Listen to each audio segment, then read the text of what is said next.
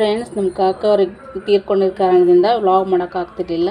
ನಾನೀಗ ಬಾಗೇವಾಡಿಗಿಂದ ಲಕ್ಷ್ಮೇಶ್ವರಕ್ಕೆ ಹೊಂಟೇನಿ ರೀ. ಅಂದ್ರೆ ನಮ್ಮ ಗಂಡನ ಮನೆಯಿಂದ ತವ್ರ ಮನೆಗೆ ಹೊಂಟೇನಿ. ನನ್ನ ಮಕ್ಕಳು ಅಲ್ಲೇ ಇದ್ದಾರೆ ನಮ್ಮ ಊರಾಗ, ಅಂದ್ರೆ ನಮ್ಮ ತವ್ರ ಮನ್ಯಾಗ. ಅವ್ರನ್ನ ಕರ್ಕೊಂಡು ಊರಿಗೆ ಹೋಗ್ಬೇಕು ರೀ. ನಾನು ಸ್ಕೂಲ್ ಐತಲ್ಲ, ನಮ್ಮ ಯಜಮಾನ್ರು ಬರೋಂಗಿಲ್ಲ ಇನ್ನೊಂದು ಸ್ವಲ್ಪ ದಿನ. ಅಂದ್ರೆ ನಮ್ಮ ಮಾವನವ್ರಿಗೆ ಆರಾಮಿರಲಿಲ್ಲ. ಇಲ್ಲಿ ನಮ್ಮ ಮಾವ ನನಗೆ ಇಷ್ಟ ಅಂತಂದು ಬರ್ತಾ ಮಾಡಕತ್ತಾರೆ ರೀ. ಅಂದ್ರೆ ನಮ್ಮ ಉತ್ತರ ಕನ್ನಡ ಕಡೆ ಸ್ಪೆಷಲ್ ರೀ ಅದು. ಸಂಕ್ರಮಣದಾಗ ಮಾಡ್ತಾರೆ. ಅದು ನನಗೆ ಭಾಳ ಇಷ್ಟ. ಅದಕ್ಕೆ ನಮ್ಮವ್ವ ಅವಾಗ ನೀ ಇರೋದಿಲ್ಲ ಅಂತಂದು ಈಗ ಮಾಡಾಕತ್ತಿದ್ರು. ಅದ್ರ ಜೊತೆಗೆ ಚಟ್ನಿ ಪಲ್ಯ ಮಾಡಿದರು ಭರ್ತ ಜೊತೆ. ನಾನು ದೋಸೆನೂ ಇತ್ತು.